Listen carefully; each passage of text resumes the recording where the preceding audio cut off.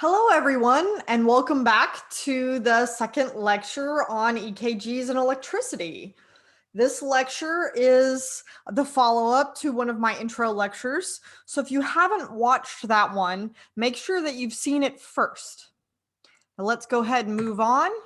Couple of objectives here. These are my objectives. So if you get lost or you don't know what I think is important, always check out the objectives. I also want to go ahead and answer a couple of questions that I've been told from Ms. Coldbald. A lot of students have been asking for my slides. And like we talked about in the last lecture that we did together, I wanted to let you guys know that I don't typically provide my slides for my lectures because I want you to make your own notes and I want you to be able to summarize what I say in one lecture on your own. I think that you learn a little bit better that way, even if it's not as fun. So just so you guys know up front, there won't be any posted lectures for these two lectures. Now let's go ahead and move on. I put this slide in here again to let you know that I did get to see your other EKG lecture. And I also know that Dr. Beach will be covering quite a few physiology receptors and stuff like that to understand how the heart works. This lecture, because it's supposed to be the clinical side of things, is actually going to cover a lot of the things that they've already talked about. So I apologize if this is too simple or too basic, but I'm really wanting it to break it down so you can understand the normals. Because if you understand the normals, then you also understand how it can go wrong, which is essentially what your disease or your pathology really is. And if you know how it goes wrong and how it's supposed to work, you also know what we can do to fix it. So this is why I want you to focus on really understanding these normals. That's also why I want to put in a little word here, which is that you got to be careful of simply memorizing your EKG rhythms without understanding what's actually happening in the heart. This is really important because ACLS and BCLS, they test you on a bunch of rhythms, and it's very easy and very tempting to just memorize a whole bunch of them. And then when you get in front of a patient and you have to look at an EKG and they don't look like one of the rhythms that you've memorized, it gets very confusing very fast. Very few of the EKGs I look like the ones in the book. So please know that I'm trying to have you understand what's actually happening in that EKG.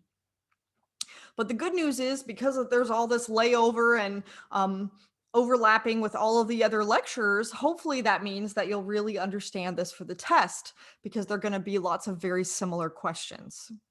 So with that said, let's go ahead and move on. So the first review part of this is the heart's electrical system. Now, I know that your previous lecture kind of went over it briefly, and I want to make sure that you know that I expect you to be able to draw this out by memory and label it on your own. Now, maybe you've already done this for anatomy, but I want to make sure that you really understand this. So everything starts at the SA node, and from the SA node, which generates its own action potential, it's going to go out in all different directions, even over to the other atria. And then it's going to go down and depolarize everything. And it's finally going to get to our AV node. At the AV node, it travels through to the bundle of His. And then from there, it branches out. And we have the left bundle branch and the right bundle branch. And then from there, we finally get to the ventricle cells themselves, which are called the Purkinje fibers. Okay, now we're going to go through all of this in excruciating detail here shortly, but please be sure that you can have all of this memorized and hopefully it'll be easy and second nature to you. Now, if you understand the pathway of the heart, you also have to understand that all of the cells are going to be depolarizing in a different way. But the general idea of the electricity of the heart or the overall vector goes down toward your left hip, AKA the tip of your heart kind of shows you or points towards the way that the electricity runs through your heart on a whole. That's going to be really important later. Now let's go over a quick couple of review facts that I know that Dr. Beach is going to go through if he hasn't already. And that is how heart muscle is different than skeletal muscle or even smooth muscle in your body, because they are very different. So you can see from the first picture up here that cardiac muscle looks different than the other two kinds of muscle. Notice that it's branched and it touches multiple cells rather than these, which are all in tubules, and these, which are kind of touching only one or two other cells. Cardiac muscle cells are branched, and they also have these little tiny yellow boxes. At least they're yellow boxes in this picture. Um, but they're gap junctions. And those gap junctions just allow for the rapid perpetuation of impulses through.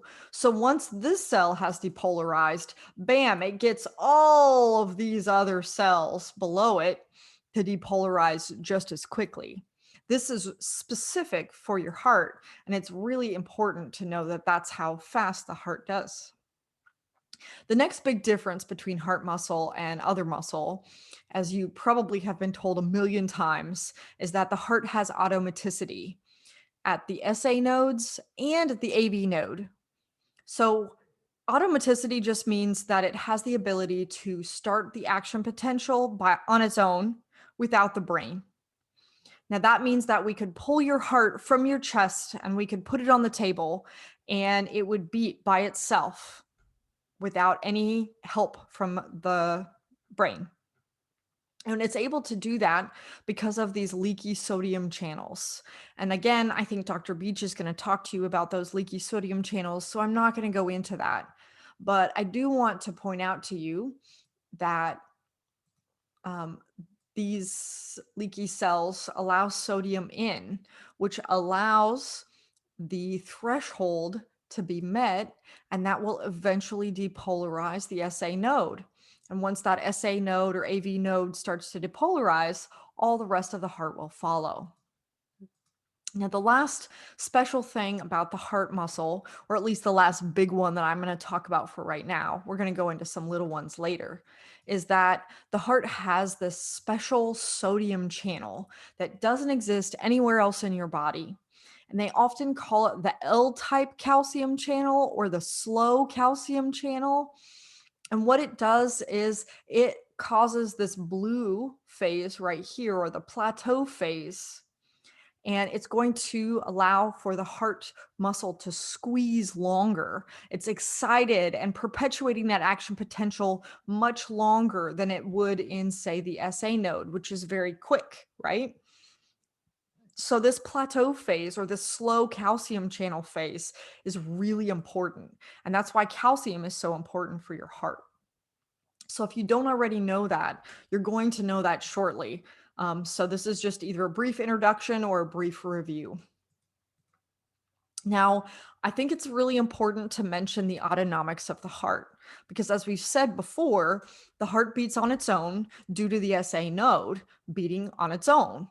But that doesn't mean that the brain just lets it go on its own and ignores it, right? So you can kind of think of the heart as the teenager of your brain, and or the teenager of your body, I should say. And the brain is the parent. So the parent is going to allow a certain amount of independent, but not complete independence, right? We still have to be able to tell the heart, hey, we're about to run from a tiger. We need to increase our heart rate. Or, hey, we're sleeping. Let's chill out, right? So this is what the autonomics do for the heart and the brain. It connects them. It allows the parent, right, your brain, to tell the heart, the teenager, what to do without doing too much constraints. So let's talk about how it does that. It does that in two different ways. The first way is through the vagus nerve, and that's pictured here in blue. The vagus nerve is one of the 12 cranial nerves. It's cranial nerve number 10, and you'll get to that later. But the vagus nerve is really important because it goes directly to the SA node and it helps slow down the heart. Okay.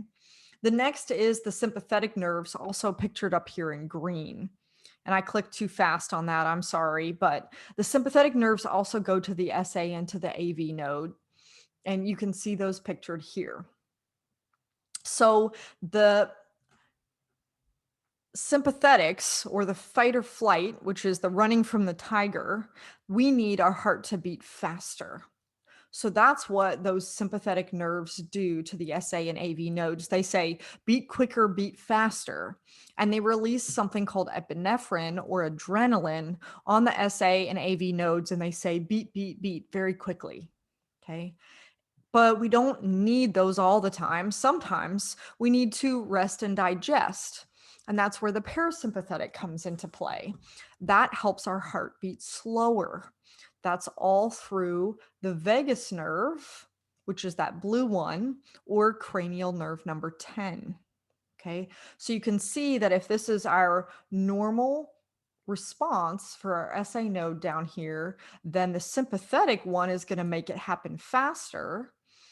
And the vagus is going to be parasympathetic, and that's going to make it slower.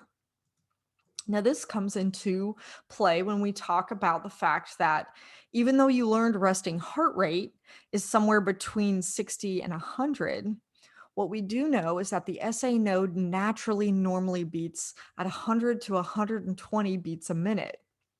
Now, I know you're like, man, what are you talking about? That's not what I was told. That's why doesn't our heart beat at that all the time?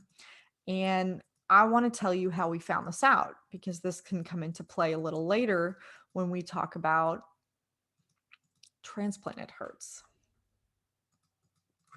So let's talk very generally about a transplanted heart. Okay. If we pull your heart out of your chest to transplant it into somebody else, that disembodied heart beats at 100 to 120 beats a minute. And what that tells us is that the vagus nerve, or the stimuli that's kind of telling your heart to chill out, seems to be happening a lot more than we think.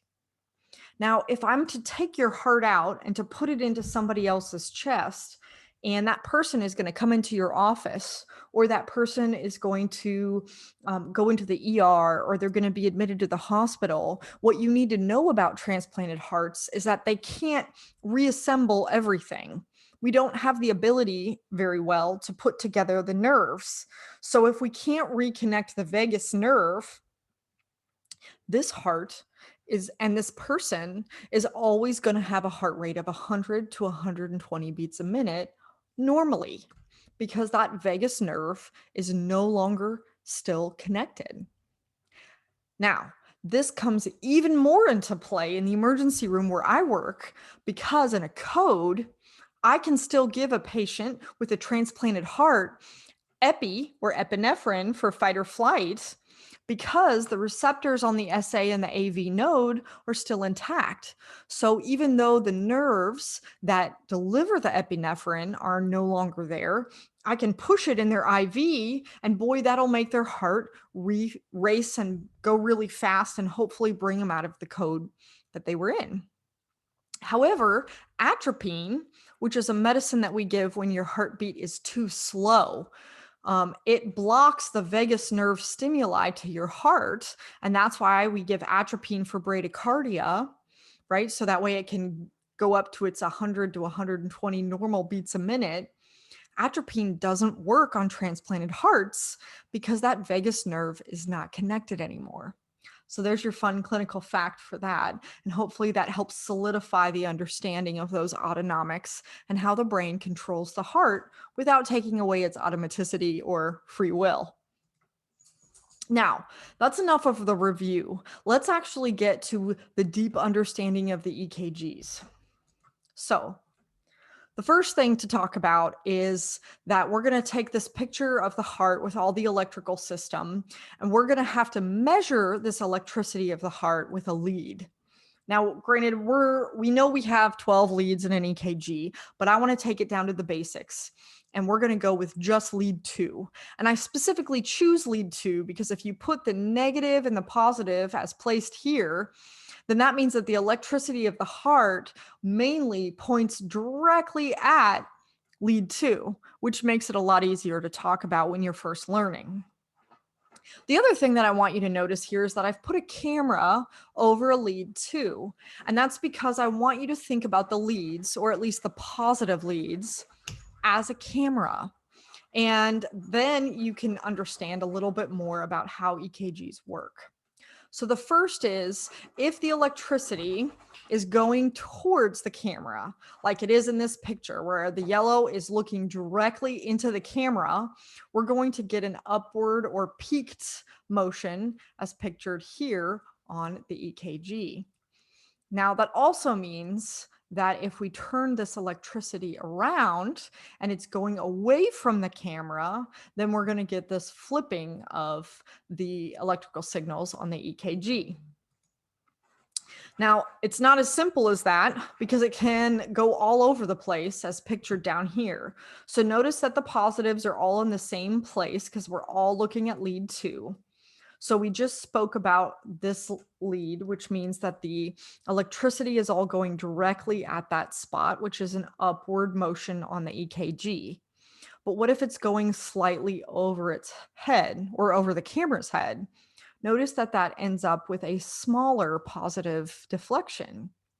What if it goes in between or almost vertical there? Notice that that's almost a flat line, or it goes up and down and it doesn't really know what it's doing because it can't see that electricity very well. What if it's going away from the camera? Completely away from the camera is going to be a flipped or downward deflection like we talked about up here. But if it goes a little bit over, so it's still away from the camera, but it's not quite all the way away, then it's going to be a little bit of a less deflection from the camera. So now you actually understand how to understand all of the amplification of the EKG.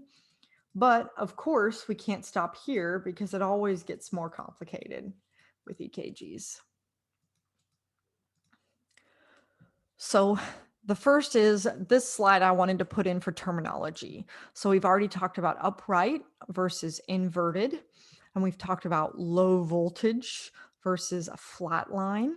Okay, so notice that a flat line doesn't always mean that the heart is having no electrical activity, right? Sometimes it means that it's just perpendicular to where we're looking. Now, a lot of people will ask, is an inverted lead always a bad thing? And the answer to this, or a flat line or a low voltage or whatever it is always, it depends on what lead you're looking at or what camera you're looking at, right? So we have multiple different camera angles from the heart.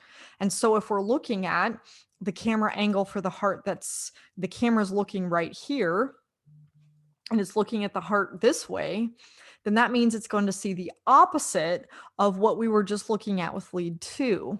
So the opposite camera is called AVR, and that opposite camera sees the exact opposite PQRST that we've typically learned in the last several lectures.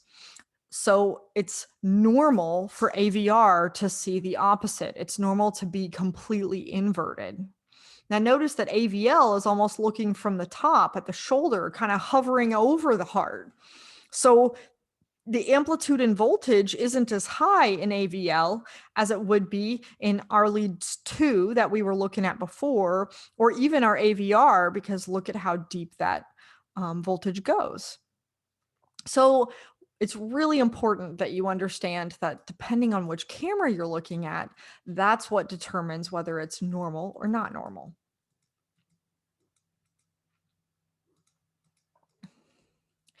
That also means that where you place your leads really matters.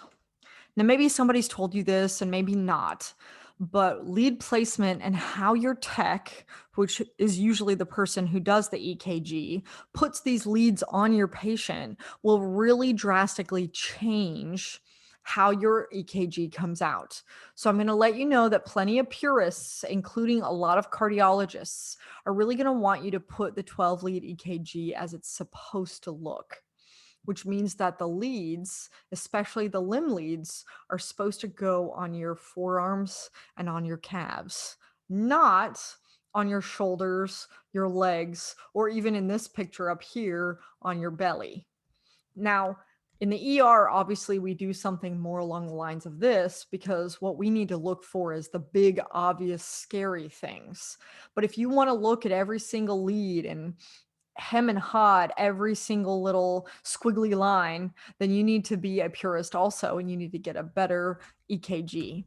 So never hesitate to ask for a repeat, and never hesitate to go in there yourself and put your leads on your own patient.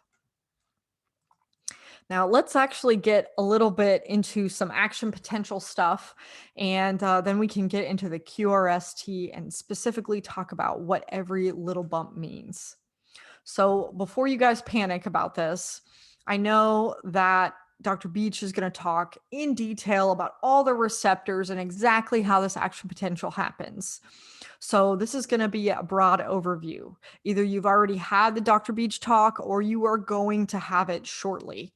So, for me, what I want you to understand is that action potential, whether we're talking about muscles or nerves, is the change of the membrane charge.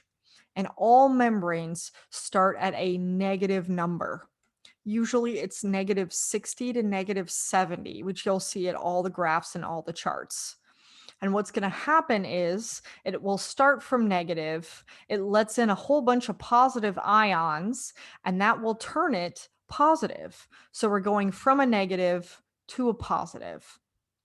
And as we go down and perpetually move the signal from negative to positive, going this way and going this way, our action potential or the changing charge on our cell is going to perpetuate itself. And as it goes, it's going to change all the way down. And it will have some action at the very end, which in the heart's case is going to contract the heart muscle.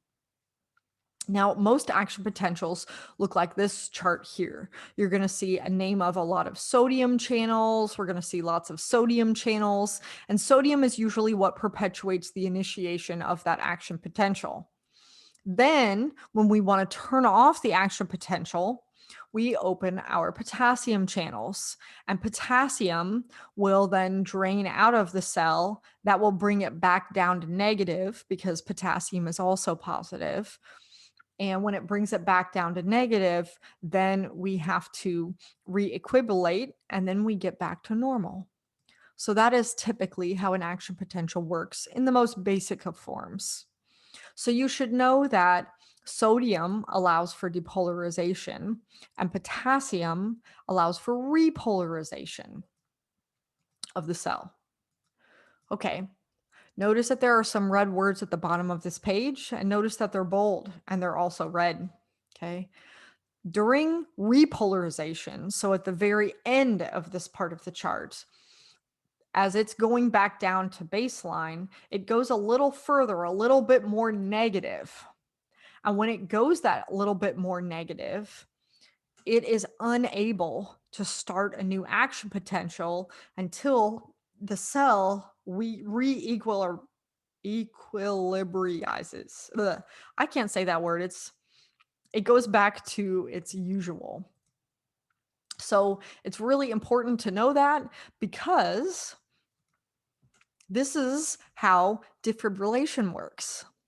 So if you notice, there are two paddles, and these two paddles act as our positive and our negative lead. And what it's going to do is it's going to force electricity, bam, through the heart. And it's such a large voltage that it's going to cause all those heart cells to depolarize. And then it forces them to go really, really high positive. When that happens, it has to go really, really negative to repolarize because it has a lot longer of a way to go. And when it does that, it basically makes your heart cells pause. It allows time for whatever your heart has been doing, whatever the electricity that has gone through it, to quiet and pause and chill. And then it allows the SA node to do what it does best and start the beat again. This is kind of the same thing as turning on and off your computer when it's no longer working or it's making a bunch of mistakes, right? What we're doing is we're resetting the heart. with this defibrillation pad. So now that you understand that, I'm also going to bring up how muscles contract.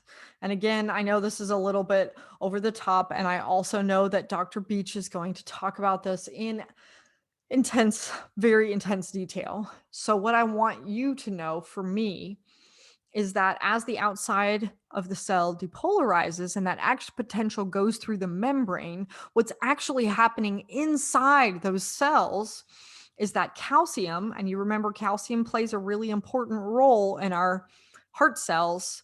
Calcium is going to bind right here to a molecule called a troponin. And when it binds to that molecule, it moves aside and it allows our myosin head to bind to the complex, and it's going to allow for contraction of the muscle. So calcium essentially allows for contraction of our muscles. This is how the heart pumps. So you can also imagine that if our skeletal muscle wants more strength, it recruits more number of cells. So if you're drinking coffee or tea and you have a cup in your hand, you use about 1/10 of your bicep muscles to bring it to your lips and take a drink. Where if you were doing a chin up or a pull up, it's probably using 100% of your bicep muscles to pull you up. So a skeletal muscle, if it wants more strength, it has to recruit more muscle cells. But if you look at how the heart is put together, almost in this very strange circular pattern, we can't have half the cells contract and the other half not. That would be inefficient, and we wouldn't be able to pump the heart like we want to. So that means that the heart has to use all of the fibers all of the time. So if your heart wants extra strength, it's going to have to contract harder and faster. And that's essentially what heart rate is and does. Okay, let's move on to the next slide here. Sorry, I gotta erase all of these little pieces so they don't show up in the next slide. Now we get into what our electrolytes are actually doing during our contraction. Now notice that I'm really only focusing on 3 electrolytes, which are the most important clinically relevant electrolytes to talk about. Now there are a lot of other electrolytes, including things like magnesium, CoQ10, lots of other things, and I'm sure that Dr. Beach is going to get into those later. But for here, I want you to notice, as we've already talked about, that sodium does our depolarization. So you can see here, this is our depolarization for sodium in the SA node, and this is our sodium depolarization in the other heart muscles.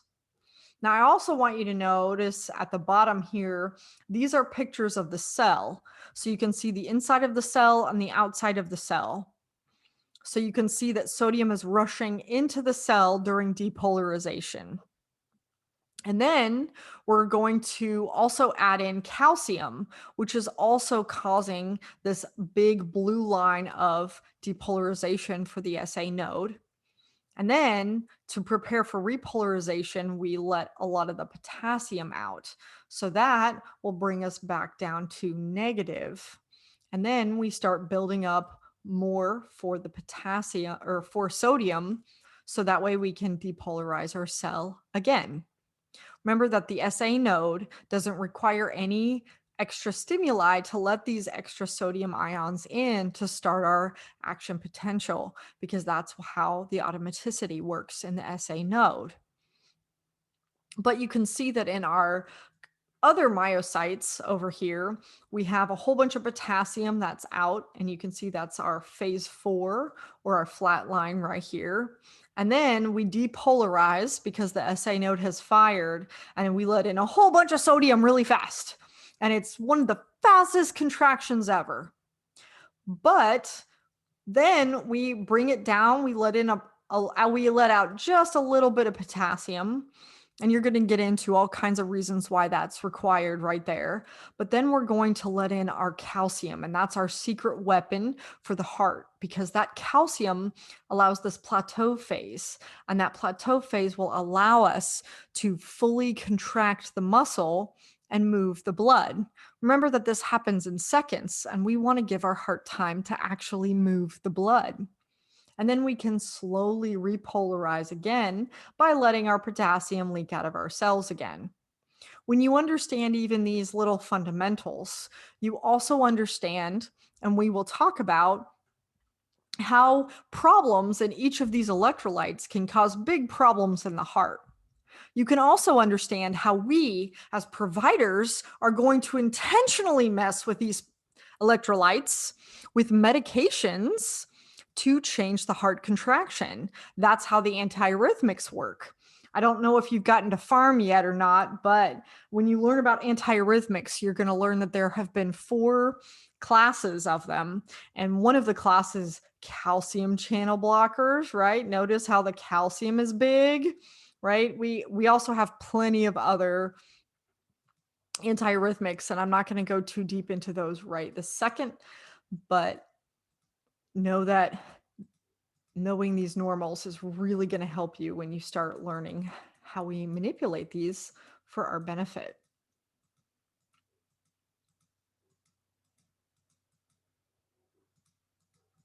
All right.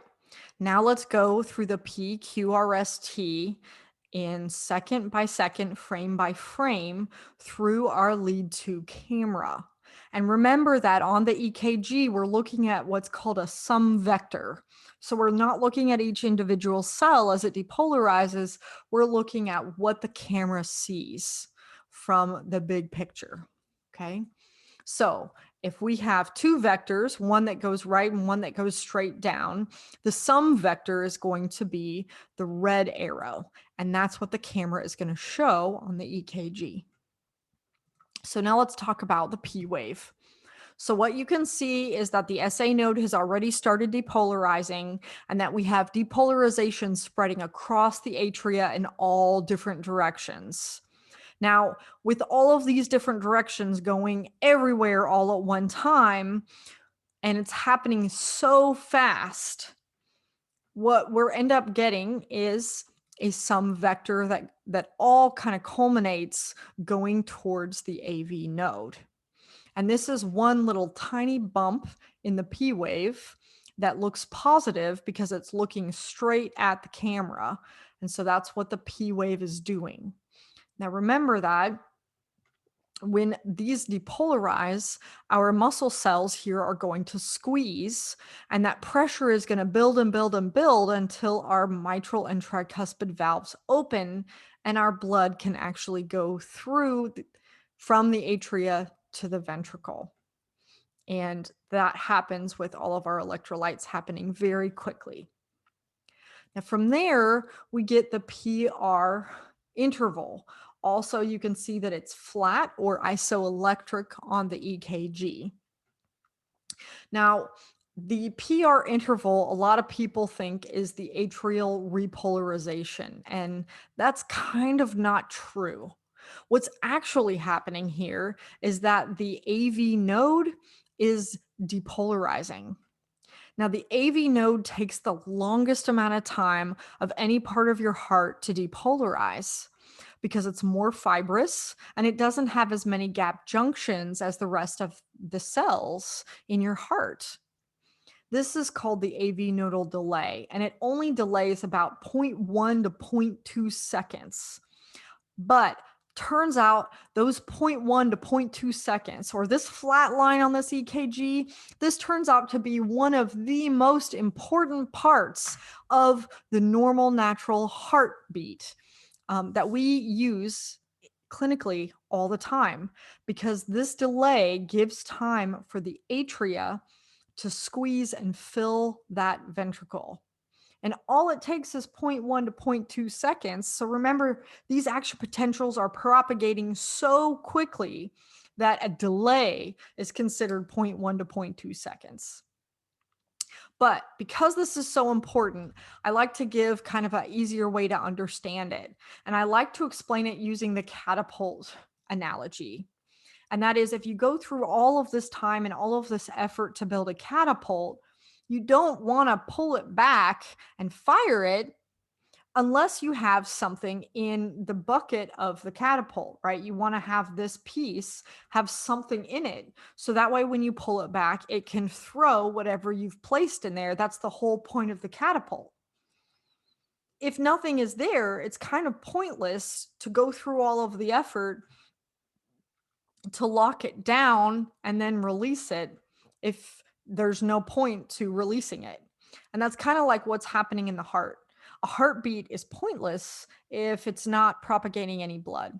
So I think you guys understand how important this AV nodal delay and this PR interval is. And if you don't, then I have one more way to try to convince you. And that is showing you that if you understand what this PR interval actually does, clinically, this ends up becoming really important, especially when we talk about this being the area that we look for AV nodal problems, like first, second, and third degree heart block, which are all AV nodal problems. So in first degree heart block, the AV node doesn't just go 0.2, it goes just a little longer, but it does it consistently. And the truth is, even if you're able to come up with a first degree heart block, for some people that might be normal. And not a lot of cardiologists or any other doctors do anything about first degree heart block. It's kind of one of those things that we notice and then say, okay, whatever, and we never really worry about again. Then we have second degree heart block, which means we have some inconsistencies. And that is first degree heart block is kind of like, it's kind of progressive. It gets a little longer, a little longer, a little longer, and then drops. So it kind of gives you a warning, if you will. Now, the next heart block, or Mobitz type 2, right? So this is Winky box or Mobitz type 1. This is Mobitz type 2. Mobitz type 2 is kind of like a really bad boyfriend or girlfriend, right? Because they're consistent, they're there for you, and then all of a sudden you need them and they just drop you. They have sometimes the problem here is that it's not always 3. What if it drops 2 or 3 times in a row?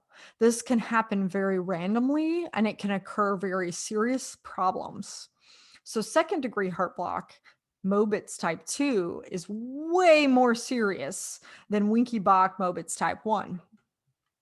And the most serious is the third degree heart block. And that means that the AV node has complete block. It does not conduct atrial signals into the ventricle. So the atria does its own thing and the ventricle does its own thing. And that is a problem in both efficiency and squeezing, which means sometime at some future point, this heart is going to squeeze and the atria is not going to be full, or the ventricle is not going to be full. And we already talked about last time what a big deal that is. Now, aside from the problems with the heart, like all these different heart blocks in the AV node, we also use this to our advantage. It's the mechanism of action for many of the medicines that we use, intentionally causing an AV nodal delay longer than this person would have.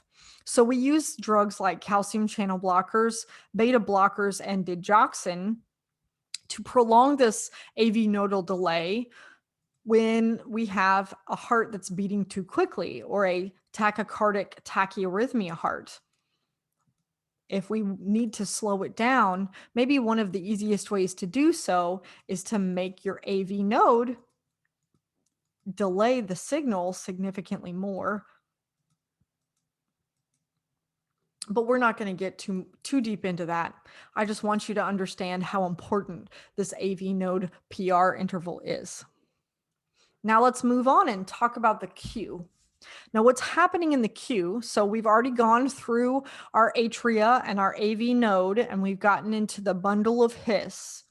Now from there, you can see that we branch, and we branch from the left bundle branch to the right bundle branch at the same time.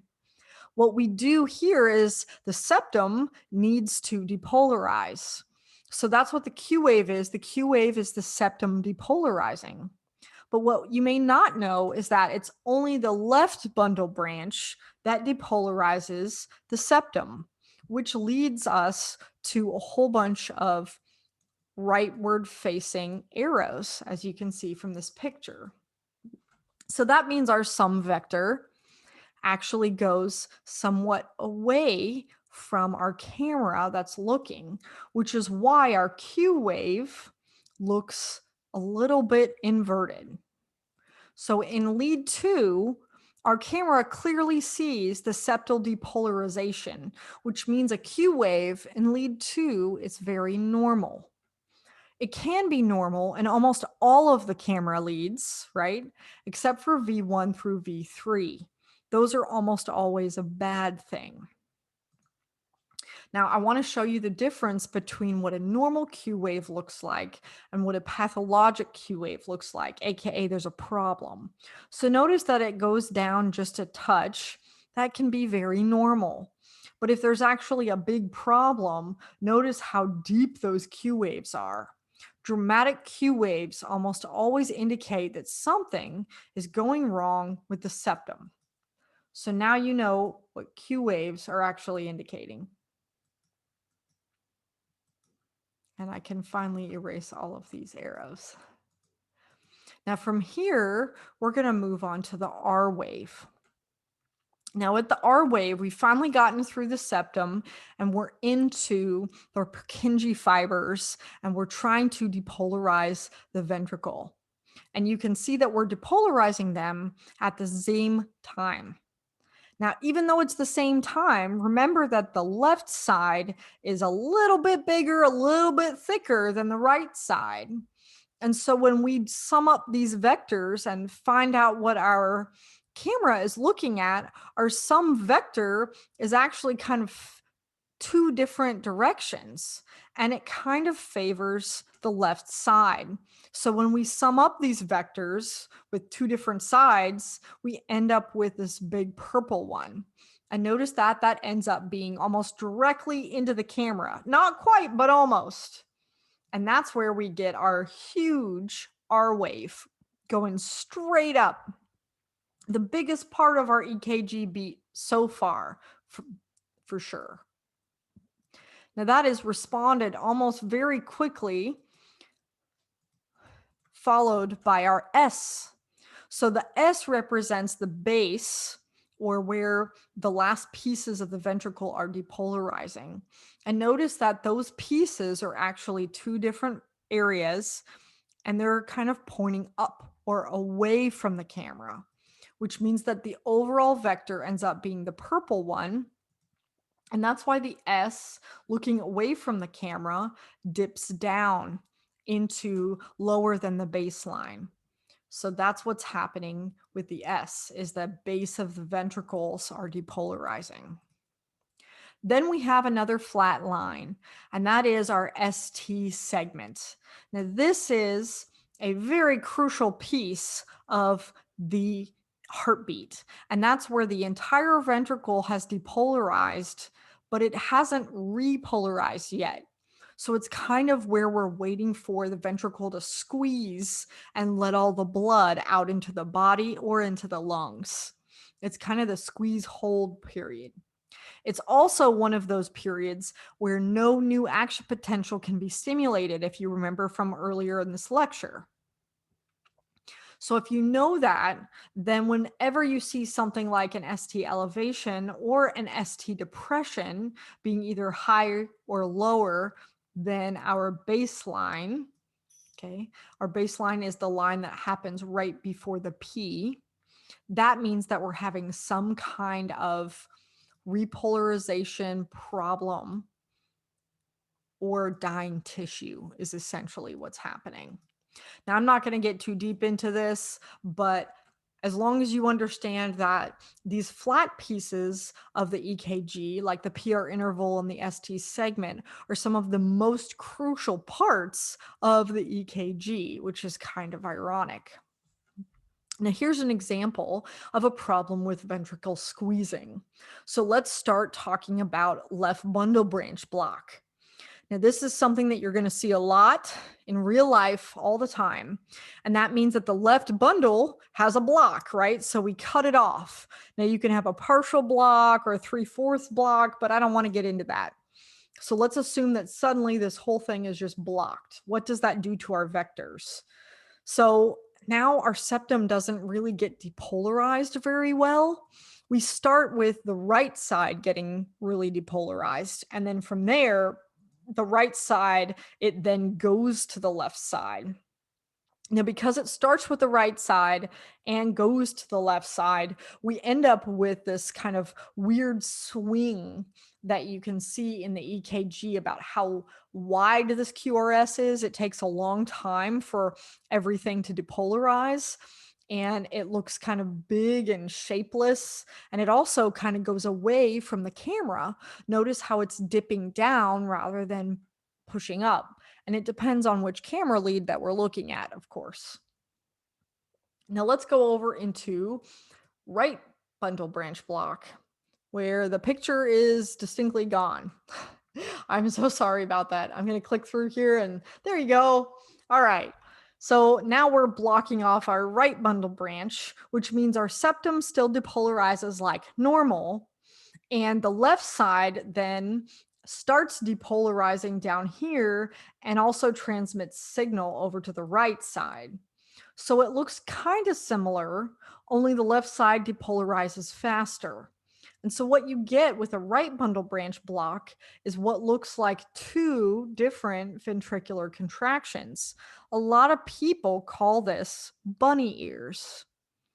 These bunny ears indicate some form of right bundle branch block, where you can see two different ventricular contractions that happen almost at the same time, but not quite. And it still looks similar enough that you can recognize the QRS in many camera angles, right? Whereas that's not true with the left bundle branch block, which is obviously a little bit more impressive because our septum doesn't depolarize as well as it should.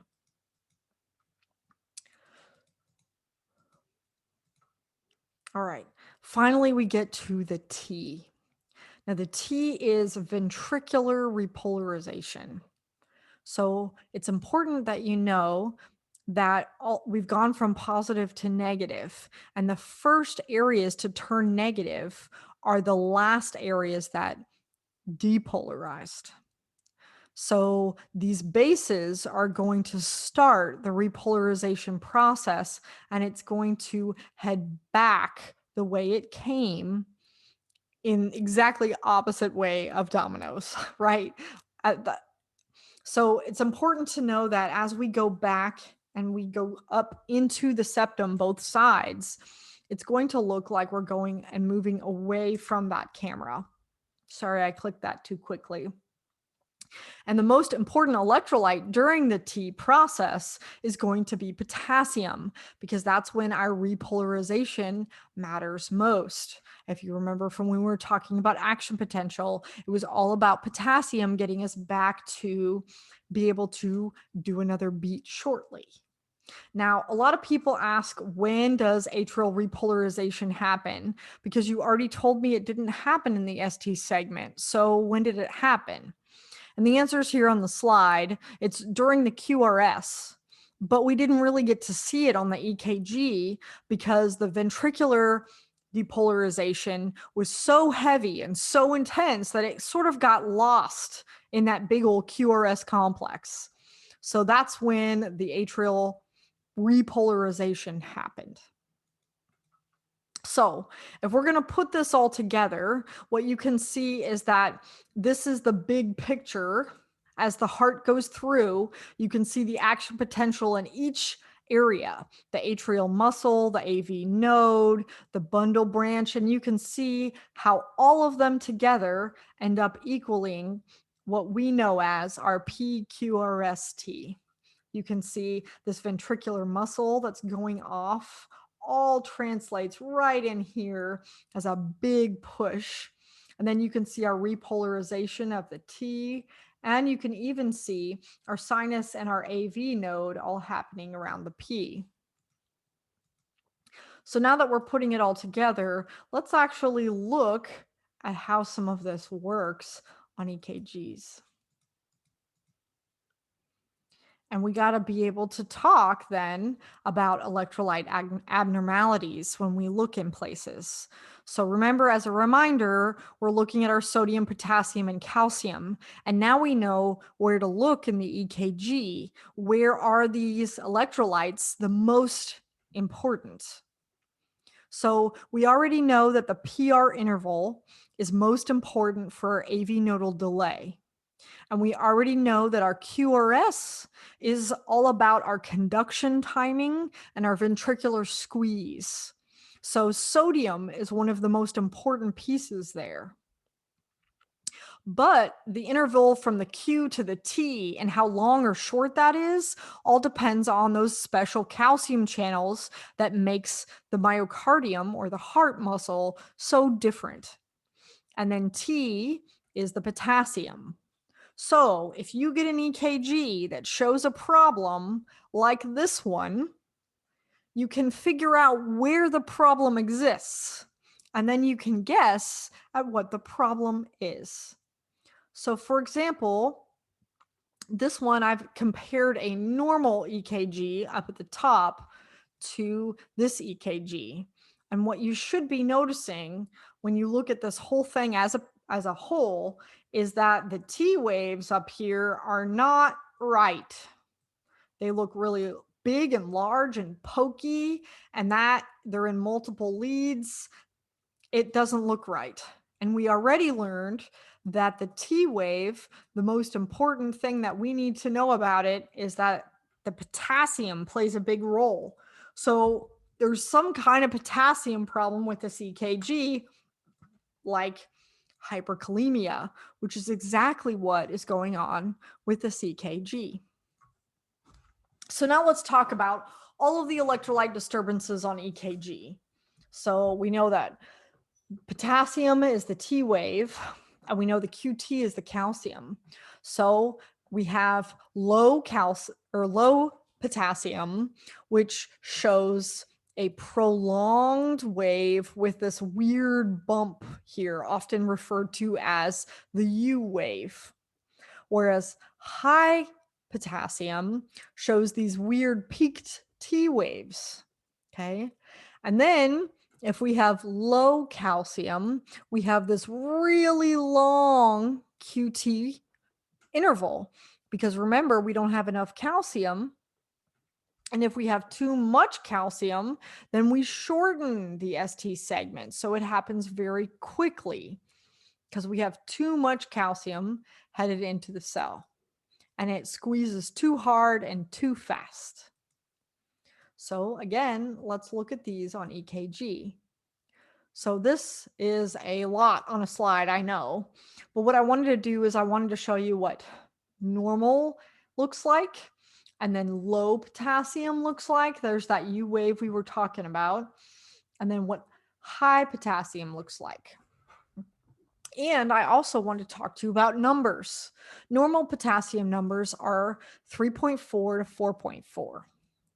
So you can see that if we have low potassium, like 2.8, we have this weird kind of squiggly T wave line here.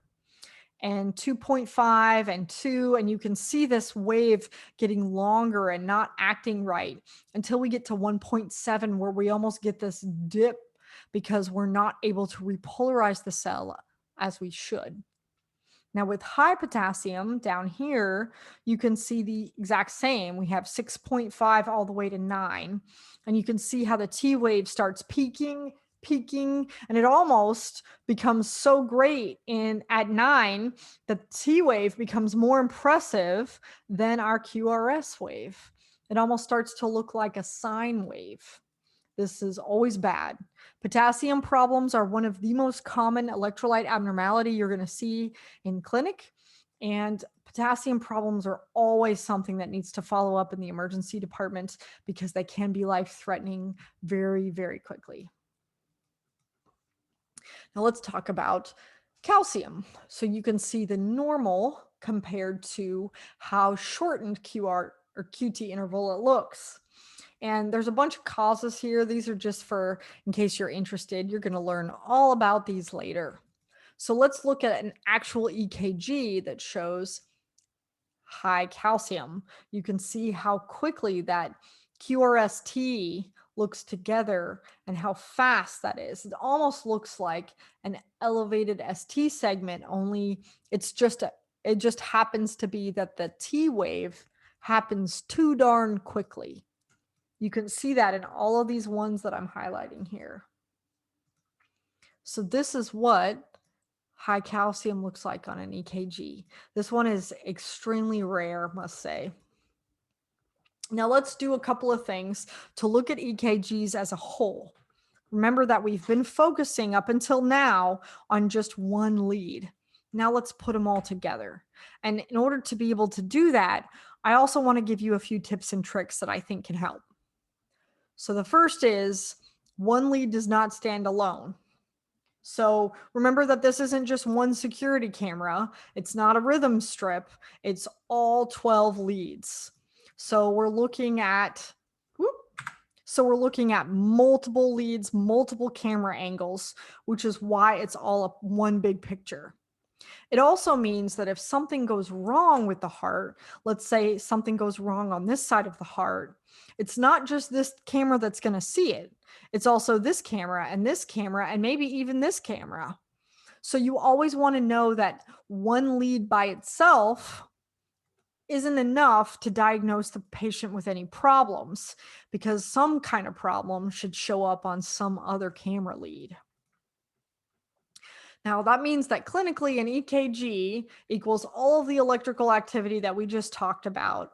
And it's also a representation of the different parts of the heart that are given blood in different areas of the coronary arteries.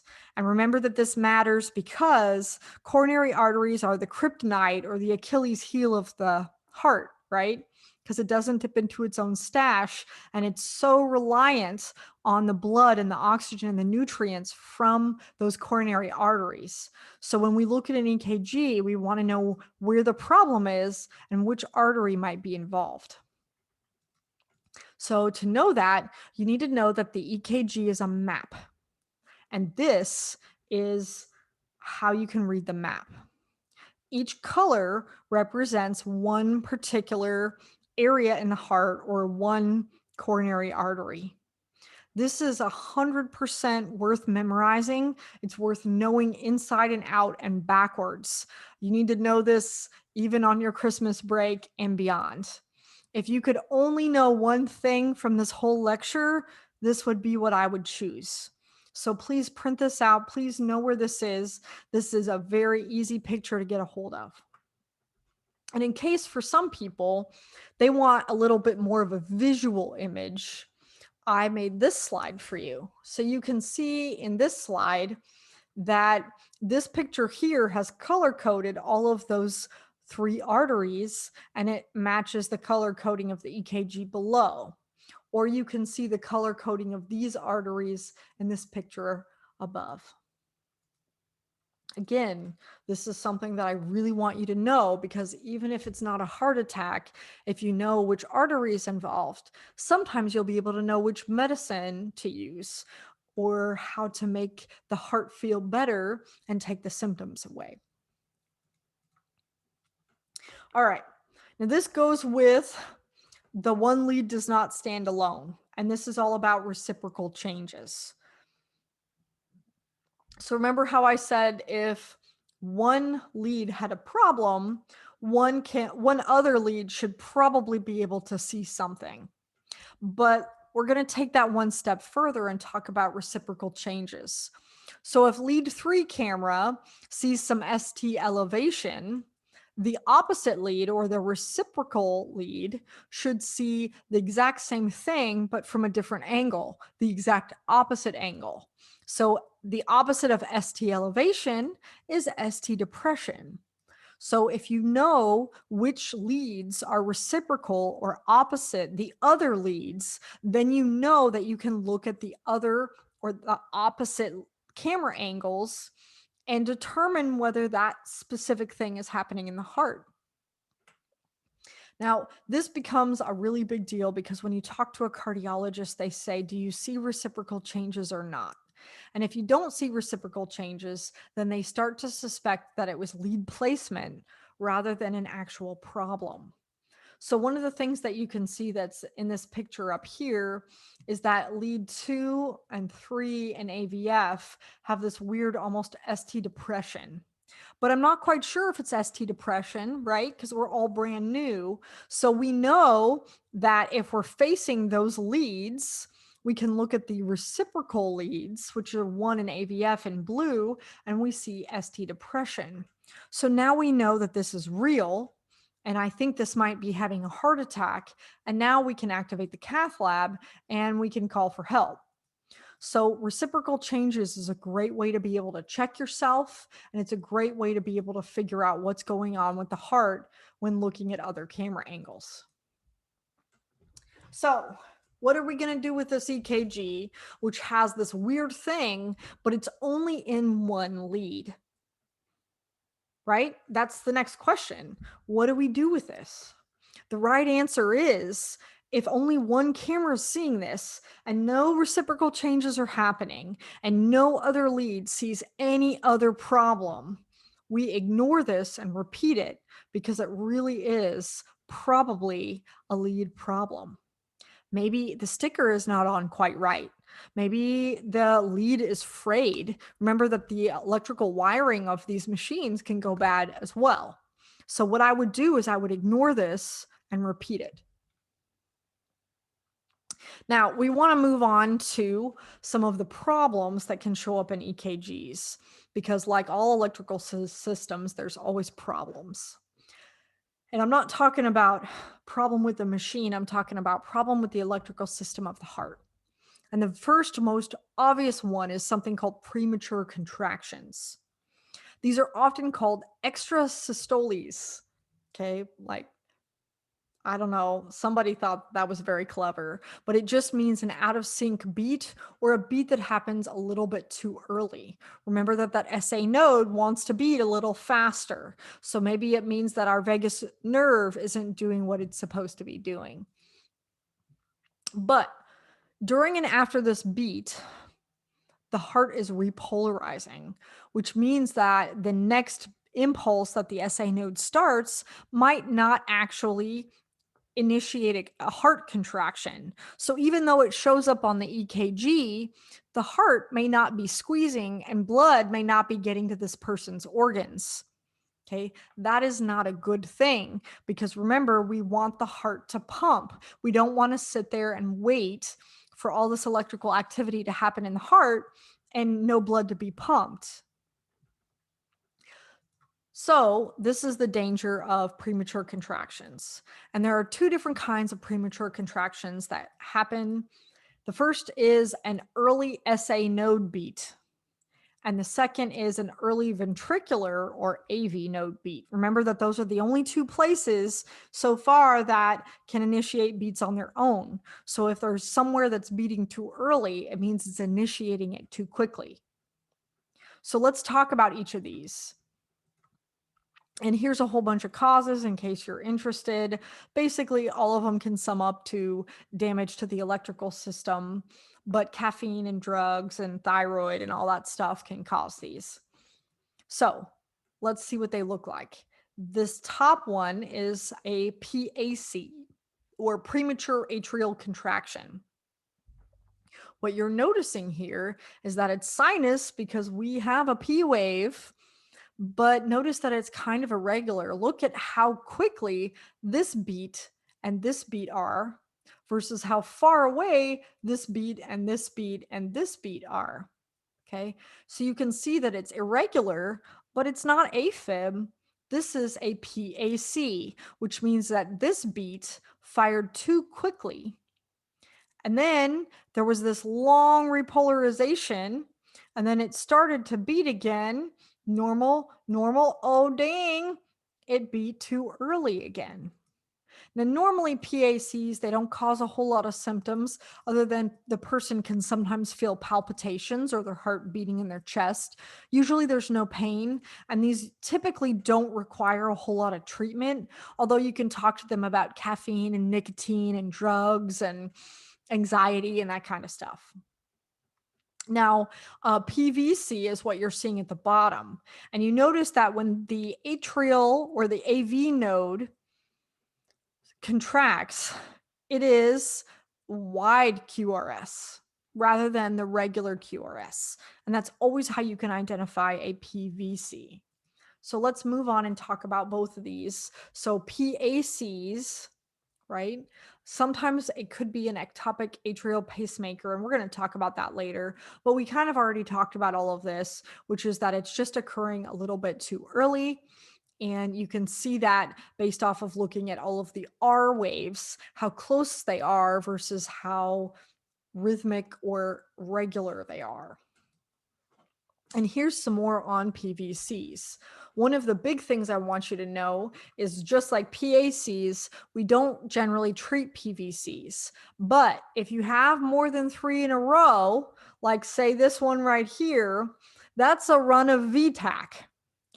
And that's all VTAC is a bunch of PVCs in a row. So if you, by definition, have 3 or more in a row, so you have to have 4, right? 4 in a row is VTAC.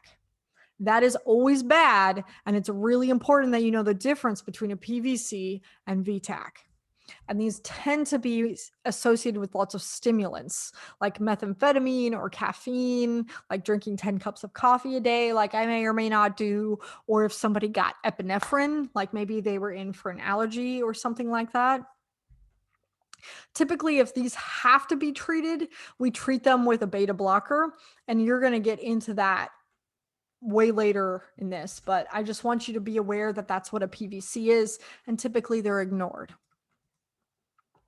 Now we got to move on to something called global voltage or the amplitude on the EKG, right? So we kind of started talking about that at the very beginning when we talked about this one and this one. These are considered to be low voltage because they're not aimed directly at the camera or the lead. But if somebody has low voltage on all of their leads, then that's a problem. So if somebody has high voltage or it's way bigger than it should be, then that means the signal's coming faster and over a longer distance. Like let's say your left ventricle is really hypertrophied or thicker for some reason or another, you would get a higher voltage. Now, what about low voltage? There's like an entire pathway on low voltage, but notice that you either have some sort of impediment, right? Just like distant heart sounds in our last lecture, you have some kind of soft tissue, fat, fluid, something like that. So that covers the fluid section. Or maybe you have air in, and it's causing it to be really hard to see the squeezes and the electrical impulses of the heart. Think of it kind of the same as a seismometer. A seismometer is this little doohickey up here that tracks earthquakes, right? That's pretty much what a EKG is. The only other option for voltage could be something like you have some sort of electrical problem or you're sick and you just had a heart attack or you have some sort of thyroid issue, that kind of thing. Let me show you some examples so you really understand what I'm talking about here. Got to erase all of those.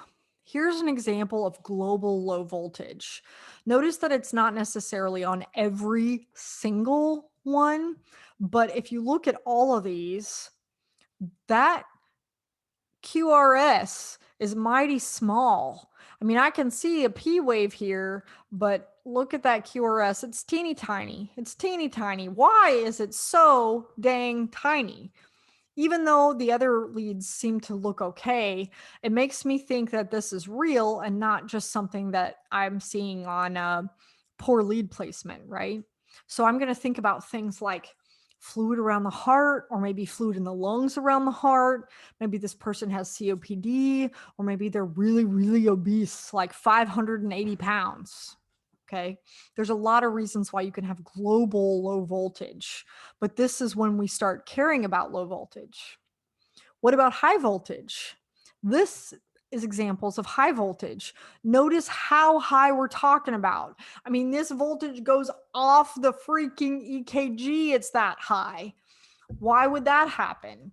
Well, that's where we're talking about like left ventricular hypertrophy, where that heart muscle is so thick that that voltage has to go so far and so fast that it has to go really high or really low. Some drugs can cause this, specifically like illegal drugs. Certain mixes of amphetamines with other illicit substances can do this, or some of the medications. So now you know what global high voltage looks like. Now I want to give you a bonus, which is something called electrical alternans. This is also paying attention to that R wave.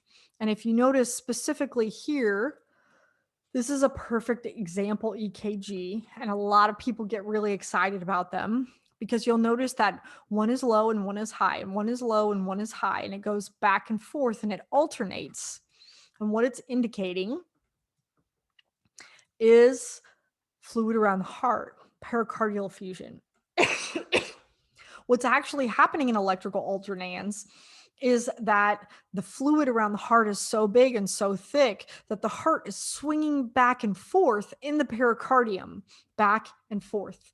And so it goes a little away from the camera and then a little towards the camera, and then a little away from the camera and then a little towards the camera. And so it's literally swinging back and forth in the pericardium. Very cool, very rare to see, but very exciting nonetheless. And finally, we get into artifact. A lot of people talk about EKG artifact, but not a lot of people have any formal training in it. And so I want to change that for you. I want to talk to you, at least in this slide, so you understand the difference in artifact. And the first one that I want you to be the most aware of is this one right here. And that is that you see a lot of people will call this a wandering baseline. And you can see that it goes up and then it goes down. And they look like normal beats, but they're going up and down. This is caused by somebody who is tachypnic. They're breathing really hard and really fast.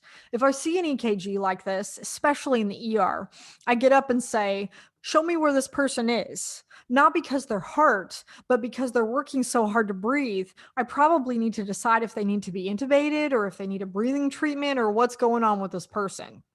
Okay. So this waving sine wave pattern of a baseline means that this is a breathing problem. If it only occurs maybe in 1 or 2 times on the EKG, maybe they can just repeat it and tell the person to hold their breath when they push the button. It only takes 10 seconds, right? The next thing that you notice is this one down here, which just looks like craziness. A lot of people who may not understand VTAC or VFib might say, is that VTAC or VFib? And the answer is no. This person is moving around on the bed. Like the bed is moving, or they're getting up and trying to pee or something like that. That's the kind of problem that you would see with somebody who's standing up at bedside peeing into a urinal, kind of a thing. And then we see something in the middle where you see this looks essentially kind of normal. And then we have a big spike here, and then it kind of goes back to normal. This is somebody who's moving around in bed. So you can see that the difference is this one is bed, and this one is this person is standing up and trying to walk around the room or pee in a urinal. Okay. So you can see all the different movements causing artifact. Now let's move into some of these other ones. This one right here is a muscle tremor. Think somebody who is old, who has Parkinson's, who's tremoring all the time and they can't stop. That is muscle tremor artifact, and you're never really going to be able to improve that.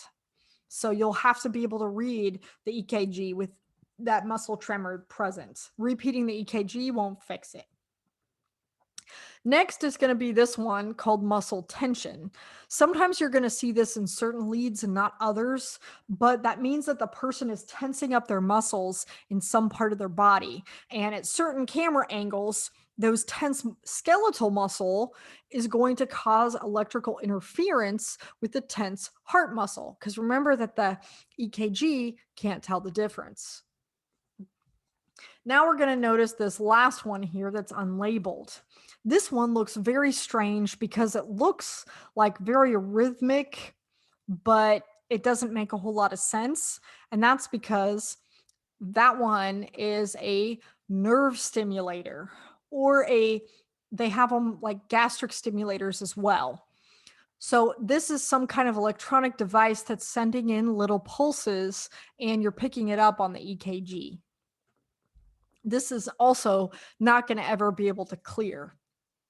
And finally, this last one is you can see these thick lines on this EKG. That is a loose electrode. So it means that this gentleman is particularly hairy, and maybe the electrode is stuck to the hair and it's kind of hovering over the skin. Or maybe it means that this person is really sweaty and those electrodes are starting to fall off the patient.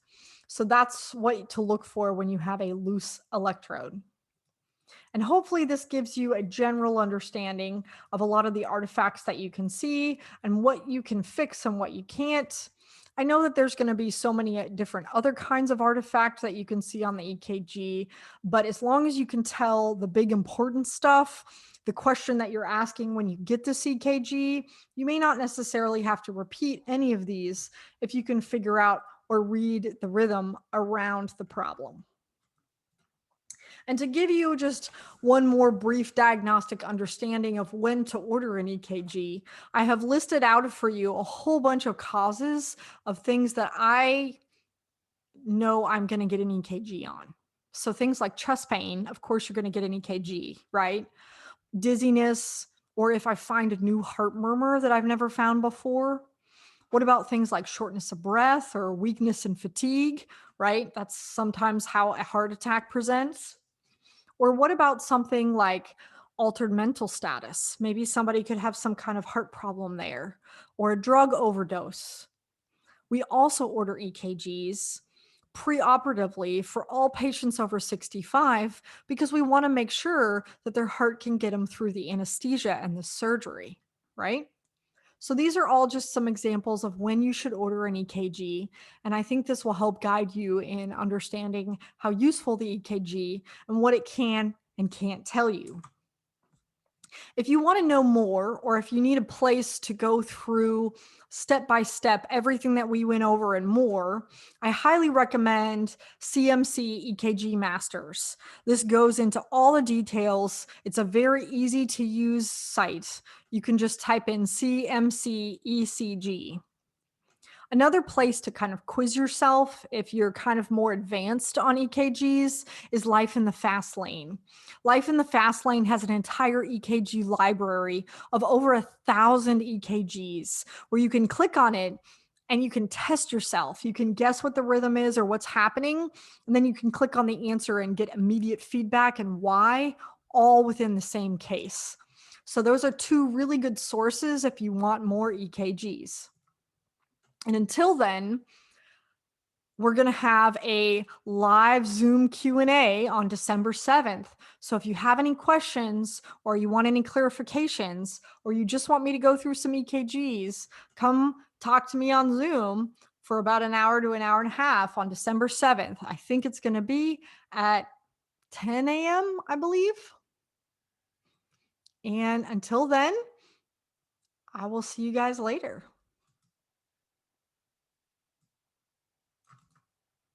Whoop.